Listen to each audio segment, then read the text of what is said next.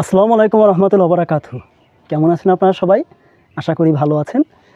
আজকে যে উদ্দেশ্যে আমি এসেছি আপনারা অলরেডি থাম্বনেল দেখে তো বুঝে গিয়েছেন বা শিরোনাম দেখে বুঝে গিয়েছেন যে প্রতিরক্ষা মন্ত্রণালয়ের অধীনে সহকারী পরিচালক যে 25টি পদ আছে সেই পদে আপনাদের পরীক্ষা হতে যাচ্ছে। সম্ভবত ডিসেম্বরের শেষ দিকে এই পরীক্ষাটা হবে। যদি না হয়ে থাকে তাহলে 26 সালের মার্চ থেকে এপ্রিলের ভিতরে আপনাদের পরীক্ষাটা হওয়ার সম্ভাবনা সবচেয়ে বেশি। এখন এই আলোচনা সেটা হচ্ছে সিলেবাস, সাজেশন এবং বুক লিস্ট প্লাস কিছু গুরুত্বপূর্ণ টিপস আর কি। এগুলো আমি আপনাদেরকে ইনশাল্লাহ সবই দিব। এখন আমি আলোচনাতে যাওয়ার আগে সবার আগে আপনাদেরকে যেটা জানানো অতি জরুরি তা হচ্ছে, দেখুন বাংলাদেশে 3টা রয়্যাল চাকরি আছে। যে 3টা চাকরি হচ্ছে আপনার নন ক্যাডার নবম গ্রেড, কিন্তু বিসিএস ক্যাডারের থেকেও কমসে কম না, বুঝতে পেরেছেন? এতটাই ভালো চাকরি। তার মধ্যে নাম্বার 1 হচ্ছে পিএসসি এর সহকারী পরিচালক, নাম্বার 2 হচ্ছে এনএসআই এর সহকারী পরিচালক এবং নাম্বার 3 হচ্ছে এই যে আপনারা এমওডি মড বা প্রতিরক্ষা মন্ত্রণালয়ে যে পরীক্ষাটা দিতে আসতেছেন অর্থাৎ সহকারী পরিচালক, এই পদটা। এই 3টা এতটাই রয়্যাল চাকরি যে যারা আপনার বিসিএস টেকনিক্যাল ক্যাডারে আছেন, জেনারেল ক্যাডার বাদ যারা টেকনিক্যালে আছেন, অনেক সময় তারা দেখা যায় যদি তারা এই পদে থেকে থাকেন তারা ওখান থেকে, বা যদি পরীক্ষা দিয়ে এখানে টিকে যান ওখান থেকে এখানে চলে আসেন, অথবা দেখা যায় তারা যদি এখানে থেকে থাকেন, যদি টেকনিক্যাল ক্যাডার পান তো তারা যান না, তারা এই পদেই থেকে যান। বুঝতে পেরেছেন? পদটা এতটাই ভালো, এতটাই। এটা আমি আমার শুধুমাত্র পার্সোনাল অভিজ্ঞতা থেকে বললাম না, আপনারা লাগলে খোঁজ নেন, আপনারা নিজেরাও জানতে পারবেন যে পদটা কতটা ভালো এবং কত সুযোগ সুবিধা এর। ঠিক আছে? তো যা হোক, আমি প্রথমেই চলে যাব হচ্ছে, যেহেতু যে কোনো একটা পরীক্ষা যখন আপনারা বসবেন, প্রিলি বা বলেন রিটেন বা যে কোনো কিছুতে যখন বসবেন পরীক্ষায়, নিয়োগ পরীক্ষায়, সবার আগে যে কাজটা করতে হয় তা হচ্ছে ওই পরীক্ষার বিগত যে সালগুলো আছে বা রিসেন্ট যে সালটা আছে সেইখানে যে ধরনের প্রশ্ন আসছে, যে ক্যাটাগরির প্রশ্ন আসছে তা নিয়ে আপনারা বিশ্লেষণ করবেন, নিজে পারেন বা যে কোনো জায়গা থেকে এটা সংগ্রহ করবেন। আমি সেই কাজটাই করেছি। প্রথমে আমি সেই বিশ্লেষণগুলোতে যাব। এই বিশ্লেষণটা দেখলেই আপনারা বুঝতে পারবেন যে আপনাদের সাজেশনটা কেমন হতে পারে পরীক্ষার জন্য বা কী ধরনের সিলেবাসটা হতে পারে। বুঝতে পেরেছেন? তো আমি আচ্ছা ঠিক আছে, বিশ্লেষণে যাচ্ছি। তবে তার আগে একটু সিলেবাসটা বলে দিই আপনাদের হচ্ছে, কারণ সিলেবাসটা আগে জানা দরকার, তারপরে বিশ্লেষণটা করলে ভালো হবে। আপনাদের সিলেবাসে বাংলা থেকে আনুমানিক 25 থেকে 30টা আসতে পারে এবং সম্ভাব্য 25টা। ইংরেজি থেকে 25 থেকে 30টার ভিতরে আসতে পারে এবং সম্ভাব্য 25টা। গণিত থেকে আসবে আনুমানিক 15 থেকে 20টা এবং সম্ভাব্য আশা করা যায় 15টা আসবে। বিজ্ঞান থেকে আনুমানিক 10 থেকে 15টা আসতে পারে এবং এর ভিতর থেকে সম্ভাব্য 10টা আসবে। আর সাধারণ জ্ঞান থেকে 25 থেকে 30টা থাকতে পারে, তবে সম্ভাব্য 25টা। তো আমি যদি সম্ভাব্যগুলোকে এক জায়গায় করি তাহলে বাংলায় 25, ইংরেজি 25, গণিত 15, বিজ্ঞান 10 এবং সাধারণ জ্ঞান 25টি। এই মোট 100টা প্রশ্ন আপনাদের এমসিকিউ আকারে আসবে। বুঝতে পেরেছেন? সময়টা কতটুকু এটা তারা জানিয়ে দিবেন, তবে সম্ভবত 1 ঘন্টা, এর বেশি যাওয়ার কথা না, 1.5 ঘন্টা দিবে না। এই গেল বুক লিস্টে, আমি সবার শেষে যাব। এখন আপনারা একটু কাইন্ডলি স্ক্রিনের দিকে তাকান, দেখেন আপনাদেরকে আমি লাস্ট যে বছরটা, অর্থাৎ আগের বছর, এর বেশ আগেও পরীক্ষা হয়েছে সহকারী পরিচালক, বা তার যে প্রশ্ন ক্যাটাগরি ছিল, প্যাটার্ন ছিল, আমার পছন্দ হয়নি এবং আমার মনে হয় সে ধরনের কোনো প্রশ্ন এখন হবে না। বা 23 সালে যে নিয়োগটা হয়েছে এই প্রশ্নটা অনেক সুন্দর ছিল, অনেক আপডেট প্রশ্ন ছিল এবং আপনাদের যেহেতু এখন 25 সাল, সো এই ক্যাটাগরিতেই প্রশ্ন আসতে পারে। প্লাস যেহেতু আমার যতদূর মনে হচ্ছে এটা আর্টস ফ্যাকাল্টি, ডিউ এর আর্টস ফ্যাকাল্টি করেছে প্রশ্নটা, আইবিএ করেনি। সো আপনাদের প্রশ্নটা ওই আর্টস ফ্যাকাল্টি থেকেই আসার সম্ভাবনা সব থেকে বেশি, এবং তাই যদি হয় তাহলে এই যে ক্যাটাগরিগুলো এখানে আছে এইগুলো পড়লেই যথেষ্ট, এবং এর পাশাপাশি আমি কিছু সাজেশন দিব, ওইগুলো পড়লেই এনাফ। ঠিক আছে?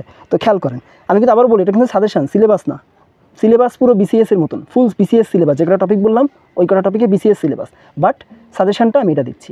আলহামদুলিল্লাহ আগে পরে বেঁধেছে, সেখান থেকে আপনাদেরকে বললাম যে কটা সাজেশন দিয়েছি বাড়ছে আর কি, অ্যাটলিস্ট কিছু অন্তত তারা পরীক্ষা পেয়েছেন, যে প্রস্তুতির জন্য বলেছিলাম যে কটা পদের জন্য। যাই হোক, তো সেখান থেকে আমি এখন মেইন জায়গাতে আসি। তো স্ক্রিনের দিকে তাকান, খেয়াল করেন, বাংলাতে বিরাম চিহ্ন থেকে এসেছে একটি, এক কথায় প্রকাশ থেকে এসেছে 2টি, সমাস থেকে এসেছে একটি, উপসর্গ থেকে এসেছে একটি, শব্দ থেকে 3টি, বাক্য থেকে একটি, সমার্থক শব্দ থেকে একটি, বানান থেকে একটি, ধ্বনিতত্ত্ব থেকে একটি, পদ থেকে একটি, পারিভাষিক শব্দ থেকে একটি, ভাষা থেকে একটি এবং ধ্বনি পরিবর্তন থেকে একটি। অর্থাৎ বাংলা ব্যাকরণে এই মোট 16টি প্রশ্ন এসেছিল 2023 সালে ফেব্রুয়ারি মাসে 3 তারিখে যে পরীক্ষাটা হয়েছিল এই মডের সহকারী পরিচালক বা এটির। সেখানে সাহিত্য অংশ থেকে দেখেন কী কী এসেছে।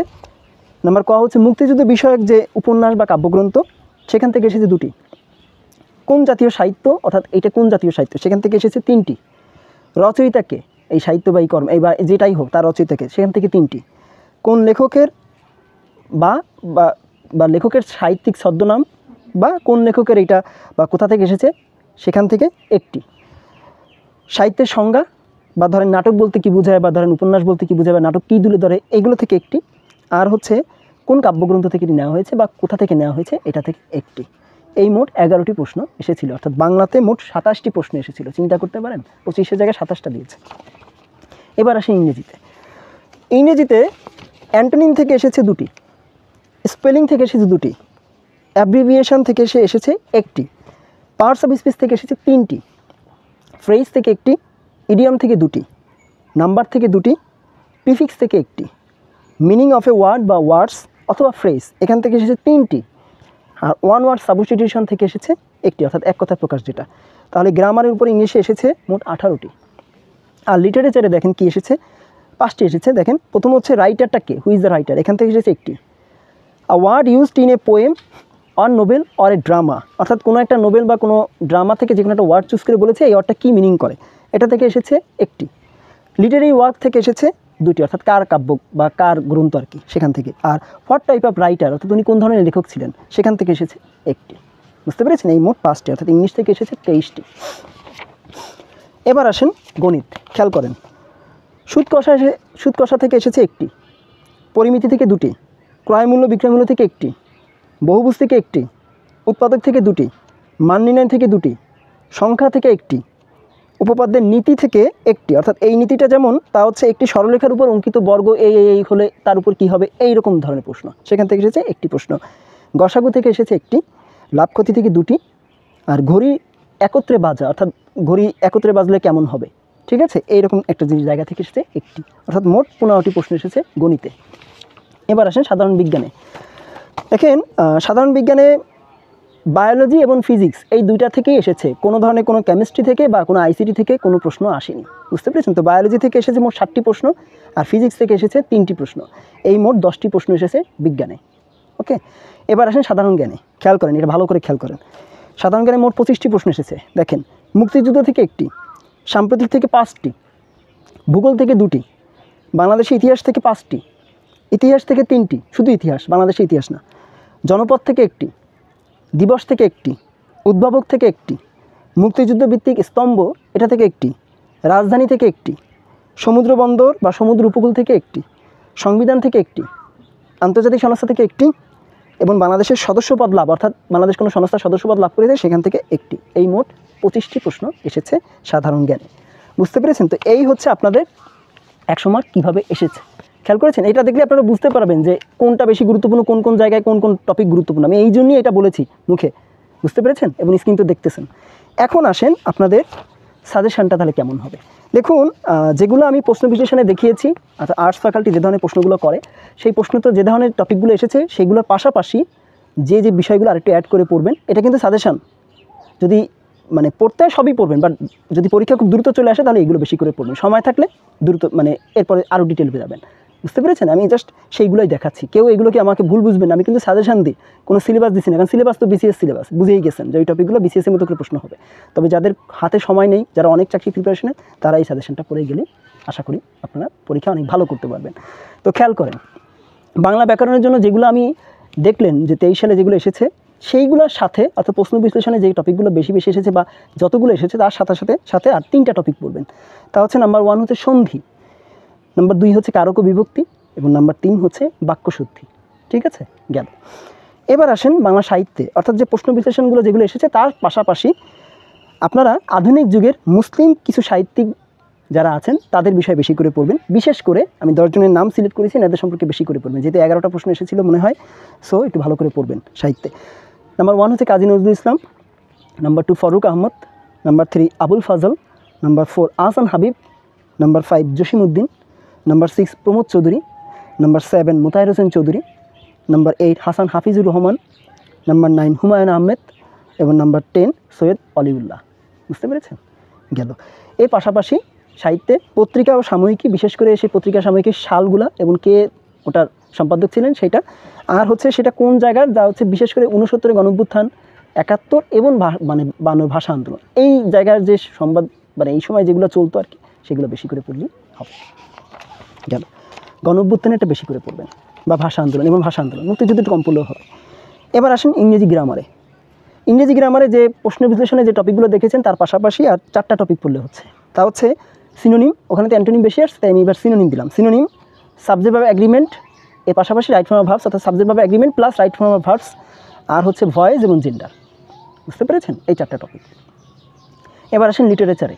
দেখুন লিটারেচারে তো 5টা প্রশ্ন এসেছিল, তো রাইটার থেকে 2টা আসছে, তো সেক্ষেত্রে আমি 5 জন রাইটারের নাম সিলেক্ট করেছি। দেখেন এটা তো ইংলিশ লিটারেচার তো অনেক রাইটার, বাট আমি 5 জনকে মনে হলো যে আসলে এনাদের সম্পর্কে আসার সময় সবচেয়ে বেশি। তা দেখেন তারা হচ্ছেন শেক্সপিয়ার, ওনার লেখনীগুলো পড়বেন কী কী লিখেছেন। 2 নম্বর আছে Francis Bacon, 3 PB Shelley, 4 TS Eliot এবং 5 হচ্ছে জর্জ বার্নার্ড শ বা জিবি শ। সরি, বুঝতে পেরেছেন? এগুলো পড়বেন। এবার আসেন গণিতে। গণিতে প্রশ্ন বিশ্লেষণের সাথে যে টপিকগুলো একটু অ্যাড করবেন তা হচ্ছে ঐকিক নিয়ম, বাস্তব সংখ্যা, সরল সহ সমীকরণ এবং ত্রিভুজ ও চতুর্ভুজ সম্পর্কিত ধারণা, নিয়ম ও প্রয়োগ। বুঝতে পেরেছেন? ওইগুলোর সাথে জাস্ট এইগুলো পড়লেই হবে। এবার আসেন সাধারণ বিজ্ঞানে। দেখুন বায়োলজি ও পদার্থবিজ্ঞান তো বেশি করে পড়বেন, এটা তো বুঝে গেছেন, কারণ ওইখান থেকে এসেছে, আইসিটি থেকে কম আসেইনি বলতে পারেন, কিন্তু এবার দিলেও দিতে পারে। তো সেক্ষেত্রে বিশেষ করে বায়োলজি হতে প্রাণীবিজ্ঞান অংশটাই বেশি করে পড়েন, উদ্ভিদ বিজ্ঞানটা না পড়লেও চলবে বা কম পড়লেও হবে বা না পড়লেই চলে। আর পদার্থবিজ্ঞান হতে ভৌতবিজ্ঞান অংশটা বেশি করে পড়বেন। বুঝতে পেরেছেন? আপনি বিসিএস সিলেবাসে যে ভৌতবিজ্ঞান আছে পিডির, ওই অধ্যায়গুলো বেশি করে পড়লেই হবে। গেল। আর আইসিটি হতে যদি কিছু পড়েন, পড়া উচিতই হবে, কারণ যেহেতু এবার প্রশ্ন আপডেট হবে, সো পড়লে সেখান থেকে এআই, রোবোটিক্স এবং আধুনিক জেনারেশনে যে কম্পিউটারের যে টেকনোলজিটা আছে এর উপরে পড়লেই হবে। অর্থাৎ এআই, রোবোটিক্স এবং আধুনিক জেনারেশন সম্পর্কে কম্পিউটারের মধ্যে যেগুলো আছে সেগুলো। বুঝতে পেরেছেন? মোবাইল না, কম্পিউটারের। আচ্ছা, এইবার আসেন সবচেয়ে জরুরি যে বিষয়টা, তা হচ্ছে সাধারণ জ্ঞান। দেখেন সাধারণ জ্ঞানে প্রশ্ন বিশ্লেষণে আসা বিষয়গুলোর পাশাপাশি যেগুলো পড়বেন এর তো কোনো শেষ নাই। তো আমি চেষ্টা করেছি কিছু জিনিস আপনাদেরকে ধরিয়ে দিতে যাতে করে সুবিধা হয়। তো তা হচ্ছে নাম্বার 1ই হচ্ছে প্রতিরক্ষা মন্ত্রণালয় সম্পর্কে আদ্যোপান্ত। আবারও বলি, প্রতিরক্ষা মন্ত্রণালয় সম্পর্কে আদ্যোপান্ত, তো বাংলাদেশের প্রতিরক্ষা মন্ত্রণালয় সম্পর্কে বিশেষ করে এটি কবে প্রতিষ্ঠিত হয়েছে, এর কাজগুলো কি সেগুলো, প্লাস হচ্ছে দক্ষিণ এশিয়া ও বিশ্বে বাংলাদেশ প্রতিরক্ষা সূচকে কততমতে আছে, বা বিশ্বে প্রতিরক্ষা সূচকে কোন দেশটা সবার উপরে আছে, কোন দেশটা সবার নিচে আছে। বুঝতে পেরেছেন? এইটা নাম্বার 1। নাম্বার 2 হচ্ছে জুলাই সনদ। নাম্বার 3 হচ্ছে জুলাই বিপ্লব ও জুলাই পরবর্তী রাজনৈতিক প্রেক্ষাপট। নাম্বার 4 হচ্ছে নোবেল পুরস্কার 2025। নাম্বার 5 হচ্ছে খেলাধুলায় বাংলাদেশের সাম্প্রতিক অর্জন, বিশেষ করে ক্রিকেট এবং ফুটবলে বিশেষ করে মেয়েদের অর্জনটা। বুঝতে পেরেছেন? এই যে সাব অনূর্ধ্ব নারী যেটা আছে এইগুলো বেশি করে। নাম্বার 6 হচ্ছে সরকারের অর্থাৎ বর্তমান সরকারের অর্জন ও লক্ষ্যসমূহ। নাম্বার 7 হচ্ছে বাতিলকৃত অর্থাৎ বর্তমান সরকার যে বাতিল করেছে যেসব দিবসগুলো, আওয়ামী লীগের আমলে যে দিবসগুলো ছিল যেগুলো বাতিল করা হয়েছে সেইগুলো, এবং সরকার বর্তমানে যে নতুন দিবসগুলো জারি করেছে সেইগুলা। নাম্বার 8 হচ্ছে ইসরায়েল ও ফিলিস্তিন ইস্যু, বিশেষ করে ফিলিস্তিন যে নব্য স্বীকৃতি পাইছে না অনেকগুলো দেশের কাছ থেকে, তা নিয়ে মোট কয়টা দেশ স্বীকৃতি দিল, বা তারা নতুন করে কোন কোন দেশ স্বীকৃতি দিল, বুঝতে পেরেছেন? সেইগুলা। নাম্বার 9 হচ্ছে বিভিন্ন সমীক্ষা অর্থাৎ সূচক এবং সমীক্ষা অর্থাৎ অর্থনৈতিক সূচক বা মানব উন্নয়ন সূচক বা শান্তি সূচক, এই ধরনের জিনিসগুলো এবং সমীক্ষা। আর শেষ যেটা সেটা হচ্ছে গ্রামীণ ব্যাংক এবং ডক্টর ইউনূস সম্পর্কিত, বিশেষ করে ডক্টর ইউনূসের 3-0 theory, micro credit, micro finance এবং সোশ্যাল বিজনেস। এই যে 4টা আছে, এই 4টা কবে থেকে শুরু হয়েছে, এর কাজগুলো কি, এইগুলো ভালো করে দেখবেন। তো আমি চেষ্টা করেছি আমার জায়গা থেকে সাজেশনটা সেভাবে দেওয়ার। হয়তো আমার ত্রুটি থাকতে পারে, হয়তো অনেকের কাছে অনেক বেশি মনে হতে পারে, অনেকের কাছে অনেক কম মনে হতে পারে, এটা আপনারা অ্যাডজাস্ট করে নেবেন। সাজেশন তো সাজেশনই, আর আমি তো প্রশ্ন করব না, প্রশ্ন তো করবে হয়তো আর্টস ফ্যাকাল্টি বা দেখা যাচ্ছে আপনার আইবিএ করলে প্রশ্ন টাফ হবে, বাট আইবিএ না করার সম্ভাবনাই সবচেয়ে বেশি। আইবিএটা সাধারণত এনএসআই প্রশ্নটা বেশি করে থাকে। ঠিক আছে? তো যাই হোক, এখন শেষ যে কথা তা হচ্ছে আপনাদের বুক লিস্ট। দেখুন 3টা বই বাজারে খুব জনপ্রিয়, এবং এই প্রতিরক্ষা মন্ত্রণালয়ের জন্য আলাদাভাবে এইভাবে কোনো বই আদৌ জনপ্রিয় বই আছে কিনা আমি জানি না। আমি যে বইগুলো বেস্ট হয় আমি 3টা বইয়ের নামই বলবো, আপনারা সেখান থেকে যে কোনো একটা সিলেক্ট করে পড়লেই হবে। নাম্বার 1 হচ্ছে জব পাসওয়ার্ড। নাম্বার 2 হচ্ছে প্রফেসরস পিএসসি নন ক্যাডার যে জবের জন্য যে বইটা আছে বা জব সলিউশন যে বইটা আছে এইটা। এখানে আপনারা রিটেন এবং পিলি ভাইবা বা ভাইবা না হলে রিটেন পিলি সবই পাবেন, যেটাই হোক আপনারা দেখলে বুঝতে পারবেন। আর নাম্বার 3 হচ্ছে ক্যাম্পাস পাবলিকেশনের ক্যাম্পাসের যে বইটা আছে, অর্থাৎ যে বইটাতে এনএসআই, মট, বেজা এবং বেবজা এই যে বিষয়গুলো নিয়ে যে বইটা আছে, এই বইটা আদৌ এখন অ্যাভেলেবেল আছে কিনা আমি জানি না, বাট এটা ছিল এক সময়। তো একটু খোঁজ নেবেন, নীলক্ষেতে খোঁজ নিলে ভালো করে পাবেন বা অনলাইনে খোঁজ নিলে পাবেন। তো এই যে বইগুলো আছে, এই 3টা বই থেকে আপনারা যেটা পছন্দ করেন সেটা পড়লেই হবে। বুঝতে পেরেছেন? তো যাই হোক, আমার জায়গা থেকে আমি আমার সাধ্যমতো চেষ্টা করেছি। এত বড় একটা ভালো চাকরি, এত রয়্যাল একটা চাকরি, 25টা মাত্র পোস্ট, একটু ভালো করে পড়েন, মন দিয়ে পড়েন। ডিসেম্বরের শেষের দিক টার্গেট করেই পড়াশোনা করেন। আমার মনে হয় তাতেই আপনাদের সুবিধা হবে। আর কোনো কিছু জানতে চাইলে আমাকে জানাবেন, আমি আমার জায়গা থেকে সর্বোচ্চ চেষ্টা করবো আপনাদেরকে কিছু, আমার এলম থেকে কিছু দেওয়ার। ভালো থাকবেন, দেখা হচ্ছে পরবর্তী কোনো ভিডিওতে অন্য কোনো টপিকে ইনশাআল্লাহ। বিশেষ করে ব্যাংক রিলেটেড নিয়ে আমি আসবো বলেছিলাম, ইনশাআল্লাহ থাকবেন আশা করি, এবং আমার জন্য দোয়া করবেন যেন আমি সেটা নিয়ে ঠিকঠাকভাবে সুস্থ শরীরে আসতে পারি। আল্লাহ হাফেজ, আসসালামু আলাইকুম ওয়া রাহমাতুল্লাহি ওয়া বারাকাতুহু।